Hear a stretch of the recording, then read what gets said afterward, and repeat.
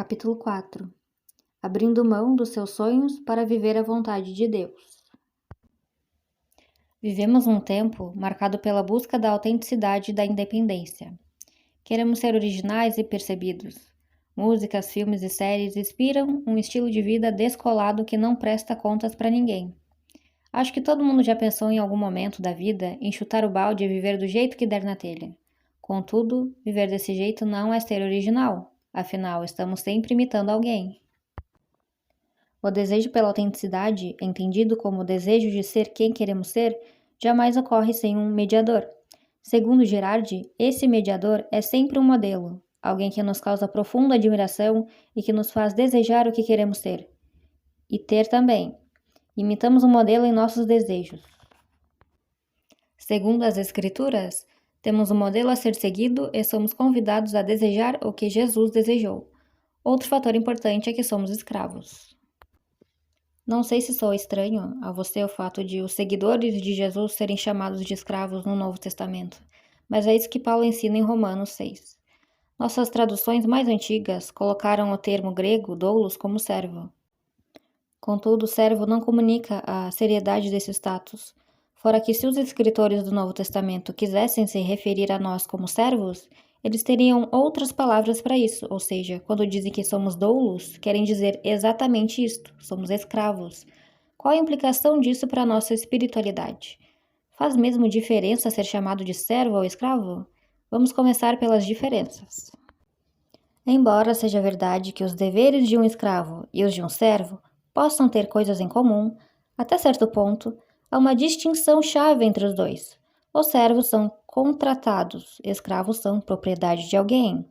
Os servos têm a liberdade de escolher para quem trabalhar e o que realizar. A ideia de servidão preserva certo nível de autonomia e direitos pessoais. Escravos, por outro lado, não têm liberdade, autonomia nem direitos. A ideia de escravidão, que permeia o pano de fundo dos escritos do Novo Testamento, é a romana, na qual o escravo era propriedade do seu senhor. Tinha condição jurídica de coisa e era inclusive vendido como mercadoria. Dessa forma, nesse capítulo, Paulo deixa bem claro a condição do ser humano. Ou somos escravos do pecado ou somos escravos de Deus. Tipo, não existe a tal liberdade do eu posso ser o que eu quiser. Paulo está tratando do tema o cristão e o pecado em Romanos 6. De acordo com o apóstolo, devemos nos considerar mortos para o pecado e vivos para Deus. A graça transborda na vida do pecador e o liberta da escravidão pecaminosa. Por isso, ele convoca os cristãos a não oferecerem seus corpos aos frutos da injustiça, antes ofereçam seu corpo como instrumento para fazer o que é certo para a glória de Deus. O pecado não é mais seu senhor. Romanos, capítulo 6, versículo 13 ao 14. O versículo 16 é impactante. Vocês não sabem que se tornam escravos daquilo a que escolhem obedecer? Podem ser escravos do pecado, que conduz à morte, ou podem escolher obedecer a Deus, que conduz à vida de justiça. Os leitores de Paulo entenderam o conceito de submissão implícito nesse exemplo da escravidão. Um escravo até pode ficar sonhando acordado e pensando no que vai fazer com essa tal liberdade, construindo seus planos e elaborando o futuro, mas ao abrir os olhos, a realidade o coloca no seu devido lugar. O escravo é alguém submisso, que sempre está devendo obediência a alguém, ou seja, não existe uma terceira opção diferente dessas duas. O tornar-se cristão é, a grosso modo, uma troca de proprietário. Paulo primeiro afirma que ninguém é livre. Todo mundo é escravo de alguma coisa ou de alguém. Todo mundo se oferece para alguém. Todo mundo vive para alguma coisa. Oferecemos-nos como sacrifício sob algum altar. Servimos todos a alguma causa. E essa coisa se torna senhor e nós seus escravos. Locke estava certo em Os Vingadores, quando disse que fomos feitos para sermos governados. Nas palavras de Tadeusz Williams, abre aspas, a única coisa que não podemos fazer é não nos curvarmos perante algo, fecha aspas. J.K.A. Smith também reverbera isso em seu maravilhoso livro Você é Aquilo que Ama. Todos nós estamos em busca de um reino, precisamos saber qual.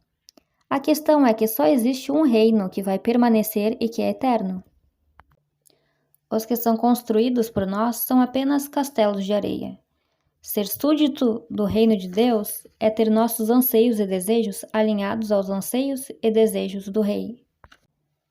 Antes que você fique meio desanimado com este capítulo, quero relembrar o que já escrevi antes. Nós vivemos por meio da graça. Por meio do Espírito Santo, escolhemos obedecer ao Senhor e, consequentemente, Ele nos ajuda em nossas fraquezas e no exercício desse serviço. Como afirmou Keller, abre aspas, o Evangelho nos dá um novo incentivo para o viver piedoso, diferente do que tínhamos quando nos encontrávamos debaixo da lei como sistema de salvação, fecha aspas. Isto é, viver como escravo de Deus é um privilégio. Romanos 1 nos mostra o que fizemos com nossa liberdade depois da queda. As grandes guerras também estão aí para nos lembrar do que somos capazes e, claro, nos pequenos egoísmos e deslizes do dia a dia, percebemos como somos escravos de nossos desejos. Desse modo, por que não colocar a vida nas mãos de quem governa a história? Por que não ser súdito do verdadeiro rei? Isso me lembra do escravo da orelha furada. Conhece essa história? Pela lei, os israelitas deveriam soltar seus escravos no 7º ano de serviço. Porém, se durante o tempo de trabalho eles recebessem esposas e tivessem filhos, os familiares não seriam soltos com eles. A partir disso, o escravo poderia escolher 2 caminhos: a liberdade ou continuar como escravo. Depois de apresentado ao juiz para confessar que estava abrindo mão de sua liberdade, ele tinha uma das orelhas furada, e esse era o sinal de que, por amor, ele resolveu servir para sempre seu Senhor. De certa forma, isso acontece conosco. Somos de tal maneira constrangidos pelo amor de Deus, manifesto na vida, morte e ressurreição de Jesus, que parece não haver outro caminho senão esse do serviço. Paulo já disse: pois a graça de Deus foi revelada e a todos traz salvação. Somos instruídos a abandonar o estilo de vida ímpio e os prazeres pecaminosos. Neste mundo perverso, devemos viver com sabedoria, justiça e devoção. Tito, capítulo 2, versículo 11 ao 12. Andar no caminho da sabedoria, justiça e devoção é estar ciente de que essa senda o levará pela via crucis. Carregar a cruz é um chamado à escravidão. Em Mateus 10, capítulo 38 a 39, lemos, abre aspas, quem se recusa a tomar sua cruz e me seguir, não é digno de mim.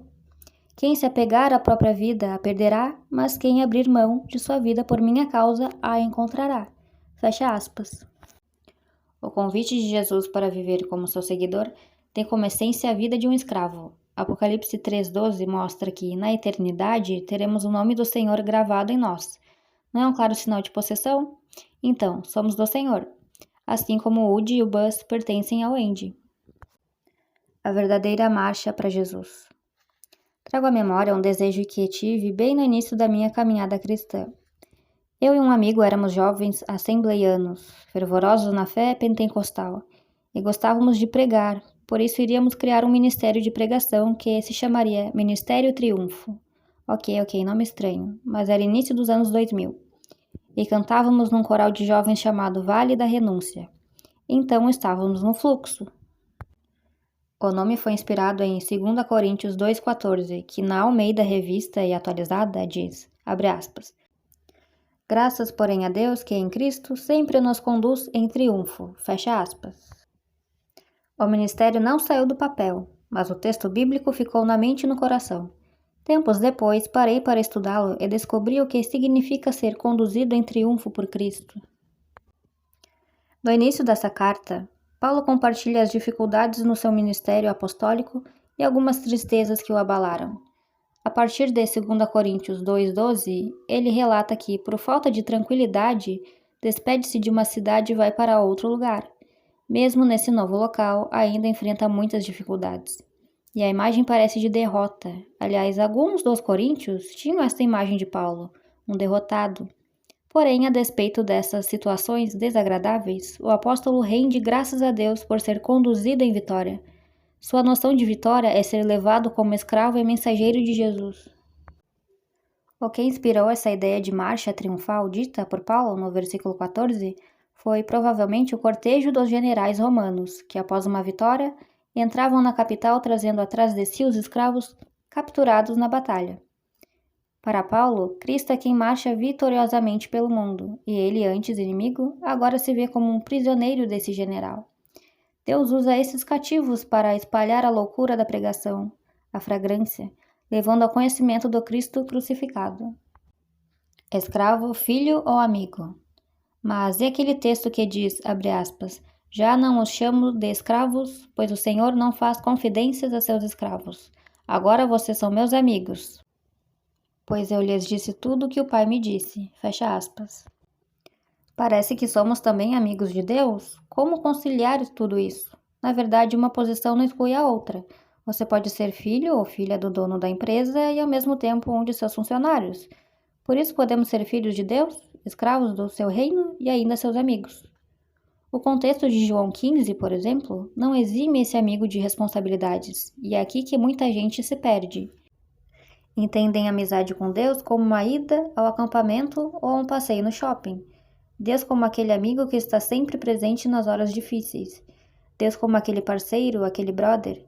Ele é tudo isso mesmo, porém a dimensão do seu senhorio não pode ser esquecida. Lembre-se, Deus é o Senhor. No versículo 10 desse capítulo do Evangelho de João, percebemos que a obediência foi um fator-chave no relacionamento entre Jesus e Deus. Essa obediência foi e é um motivo de alegria, e portanto Jesus não se intimida em dizer que essa amizade com ele está, em certa medida, condicionada à obediência aos mandamentos solicitados aos seus discípulos. Se a obediência é a condição de permanecer continuamente no amor de Jesus, não é menos importante lembrar que, em João, capítulo 14, versículo 15 e 21, nosso amor por Jesus é a fonte de nossa obediência a Ele, assim como nossa obediência é a demonstração da realidade daquele amor. Outro ponto central para entendermos João 15:15 é que a noção moderna de amizade não cabe aqui, pois não estamos falando de iguais. Eu não posso chegar para Deus e pedir obediência. Já imaginou a oração em que o crente fala para Deus obedecer aos seus pedidos? Ok, tem gente que trata Deus assim, mas isso é inversão de papéis. O fato de, nessa passagem, sermos considerados amigos de Deus e não escravos é para entendermos que Deus compartilha conosco seus pensamentos e intenções. Nossa obediência não é cega e não estamos no escuro. Somos escravos que se sentam à mesa do rei e ouvem os planos dele. Outro texto que posso citar para completar esse raciocínio é o que Paulo fala aos Romanos. Pois vocês não receberam o Espírito que os torne de novo escravos medrosos, mas sim o Espírito de Deus, que os adotou como seus próprios filhos. Agora nós o chamamos Abba Pai. Romanos capítulo 8, versículo 15. Ao adotar cada um de nós, Deus nos livrou da escravidão do pecado. MacArthur relata, abre aspas, a adoção, nos tempos romanos, significava um novo começo, a entrada numa nova família, de forma que todos os laços de família anteriores e obrigações eram quebrados. Fecha aspas. Contudo, por mais que o filho adotado ganhasse uma nova posição, ele também tinha novas obrigações de honrar e satisfazer o pai. Não somos escravos que fazem as coisas por medo de castigo ou desemprego. Somos filhos que obedecem ao pai e participam ativamente do que ele tem feito no mundo. Comprados por alto preço. Para encerrar este capítulo, longe de encerrar o assunto, penso ser interessante olharmos para alguns textos bíblicos que realçam nossa condição de escravidão e liberdade. Os primeiros estão em Mateus, capítulo 20, versículo 28, Marcos, capítulo 10, versículo 45, Efésios, capítulo 1, versículo 7, 1 Timóteo, capítulo 2, versículo 6 e 1 Pedro, capítulo 1, versículo 18. Neles é dito que Cristo veio servir e dar a sua vida em resgate de muitos, comprar a liberdade do ser humano e, dessa forma, livrá-lo de um estilo de vida vazio. Paulo escreveu a Tito, abre aspas, ele entregou sua vida para nos libertar de todo pecado, para nos purificar e fazer de nós seu povo inteiramente dedicado a boas obras. Fecha aspas.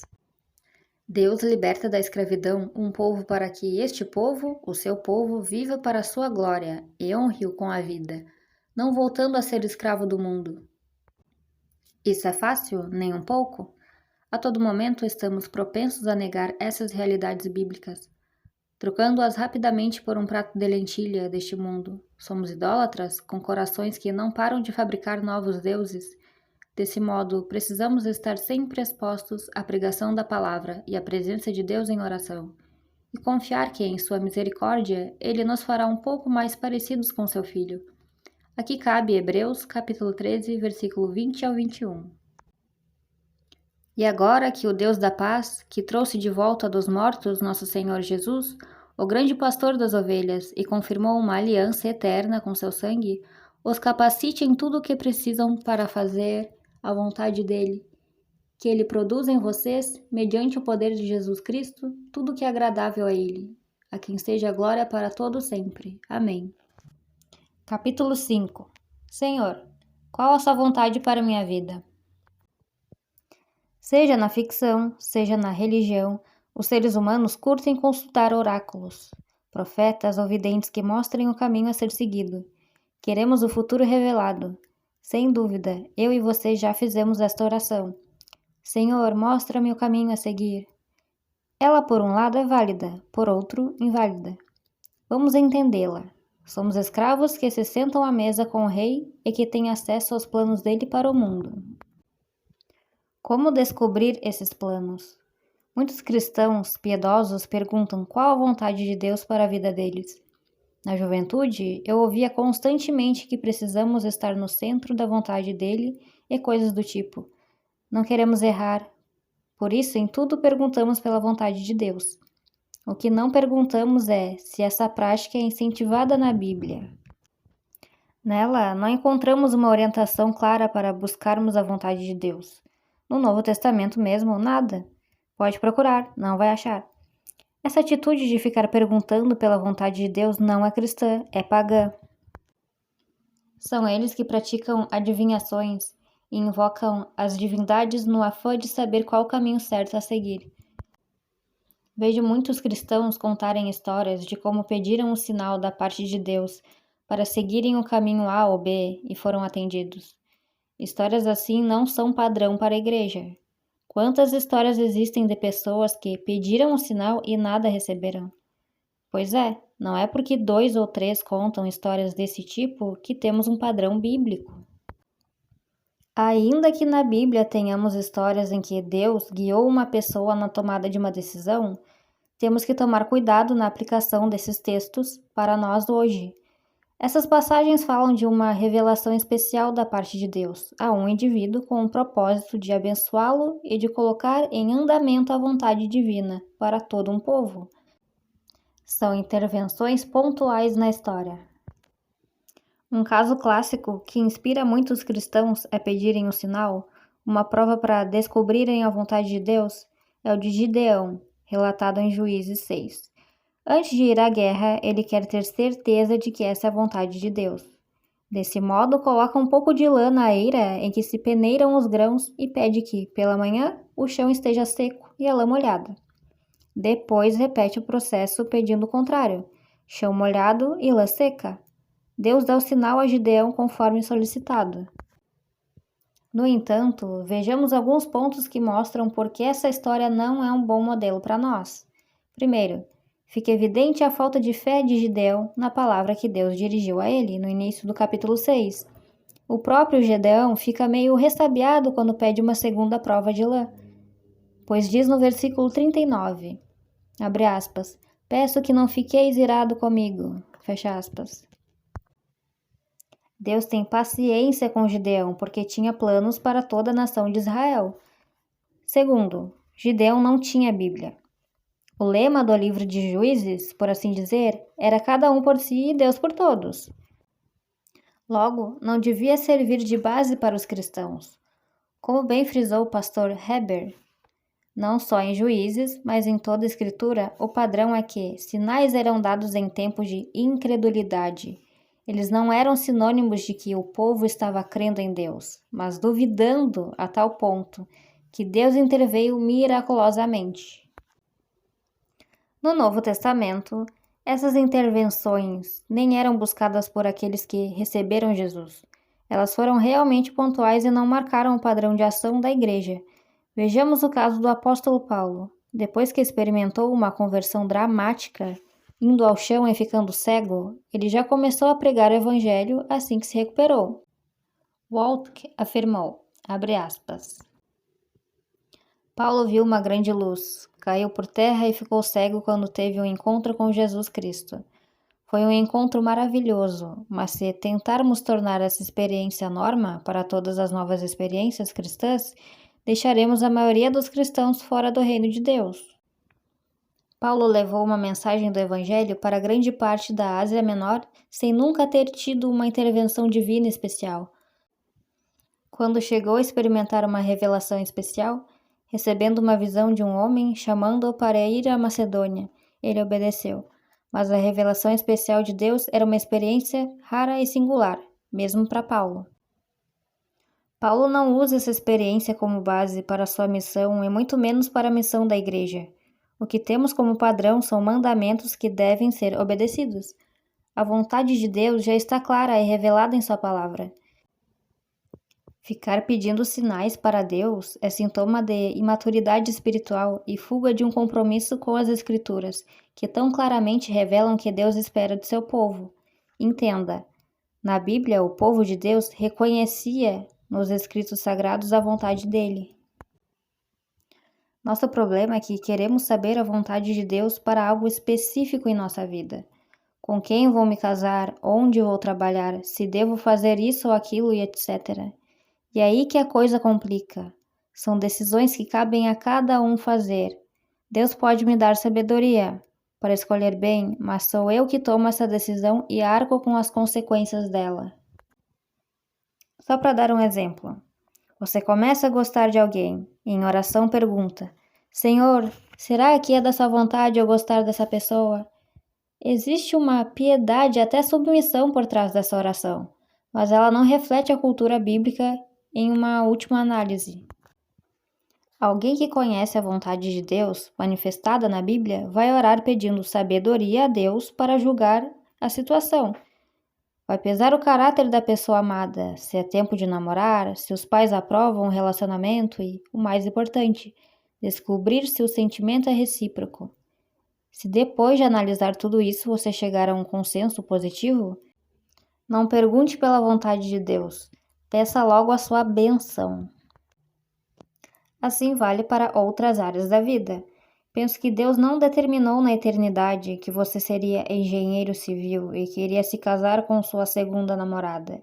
Ele deixou instruções claras de como deve ser a vida daqueles que se dizem seus servos. Tendo essa base solidificada, seja professor ou contador, seja para a glória do Senhor, o discípulo toma as decisões levando em consideração seu relacionamento com Deus e seu chamado. Creio que Deus possa colocar vontades específicas em meu coração, de modo que, a partir delas, eu direcione a minha vida, mas isso sempre estará em segundo plano, pois em primeiro estão as vontades de Deus explícitas nas Escrituras. Ilustro contando uma história. Meu amigo Beto sempre trabalhou com evangelismo urbano. Isso levou a se envolver com missões e, posteriormente, missões transculturais. Em sua prática, obedecia ao ID de Jesus. Ao assistir a um vídeo contando a realidade de crianças na África, seu coração foi tocado. Ele e a sua esposa Simone se prepararam para essa grande missão. Não tenho dúvidas de que Deus direcionou os dois para essa obra em específico, ou seja, Deus só mostrou o onde. O ir já estava claro para eles desde o dia em que leram isso na Bíblia. Outro ponto importante é que a vida em comunidade nos ajuda a entender a vontade de Deus. Desde o início da minha conversão e das primeiras leituras bíblicas, eu demonstrava interesse em entender o texto bíblico, como era de uma igreja pentecostal, até curti os cultos mais do reteté no começo, mas sempre gostei dos denominados cultos de doutrina e das pregações mais calmas, sem contar a escola bíblica dominical. Esse meu interesse pelo ensino e a dedicação na igreja acabaram despertando a atenção de alguns irmãos na comunidade, que bancaram integralmente minha formação teológica por 4 anos. Membros da igreja local viram potencial em mim e investiram. A comunidade é fundamental na descoberta dos meus dons. São meus irmãos e irmãs que testificam o que Deus me deu. Quando eles me fizeram a proposta de pagar um curso superior para mim, Não era necessariamente para estudar teologia, porém eu não titubeei. Fui logo procurar uma boa faculdade de teologia, afinal eu tinha entendido, devido à minha vida em comunidade, que tinha jeito para ensinar a Bíblia, logo precisava aperfeiçoar esse talento. Se eu creio que estou vivendo a vontade de Deus, sem dúvida, mas em nenhum momento dessa trajetória eu fiquei perguntando se isso era ou não da vontade de Deus, pois eu tinha a confirmação da comunidade, eu tinha o talento para a tarefa e a coragem para assumir o risco. É preciso amadurecer espiritualmente e olhar para a Bíblia. Se Jesus disse em Mateus 7:21 que entrarão no reino dos céus apenas aqueles que de fato fazem a vontade de meu Pai, e não entrarão vocês que desobedecem à lei, entendemos que estar no centro da vontade de Deus é ser obediente aos seus mandamentos, ou seja, sua palavra. Para se aprofundar, leia Provérbios, capítulo 2, versículo 1 ao 6. O povo de Israel, os primeiros destinatários da lei, não enxergava como fardo, mas como algo positivo, tanto que o conjunto de leis deles se chama Torá, que significa instrução. Os israelitas exaltavam os mandamentos do Senhor porque estes indicavam a escolha de Deus pelo povo. Tinham a plena consciência de que a instrução dada a Moisés era boa, por isso obedecer a ela era a resposta ao ato libertador de Deus. É nesse contexto que devemos interpretar Salmos capítulo 37, versículo 4. O salmista nos orienta a nos deleitarmos no Senhor e assim Ele satisfará os desejos do nosso coração. Deleitar-se nele remete à aliança que Deus fez com seu povo. O cerne da espiritualidade hebraica é o primeiro mandamento: não ter outros deuses, ou seja, não se deleitar em nenhum outro Deus que não seja o Deus que libertou o povo da terra da escravidão. Um membro da aliança se alegra em Deus e em seus mandamentos. Os desejos do seu coração são desejos que espelham esse compromisso que todo Israel assumiu com Deus no Sinai. Gosto de como a NVT traduziu esse versículo. Busque no Senhor a sua alegria e Ele lhe dará os desejos de seu coração. Pois bem, o que um coração alegre no Senhor busca? A tese de John Piper, em sua Teologia da Alegria, é de que quanto mais nos satisfazemos em Deus, em sua justiça, menos os prazeres desse mundo serão atrativos para nós. Outro aspecto que tem dificultado a compreensão simples do chamado de todo crente ao caminho da fé e obediência à palavra revelada é a glamorização do propósito. Somos levados a crer que Deus tem algo especial, único para nós.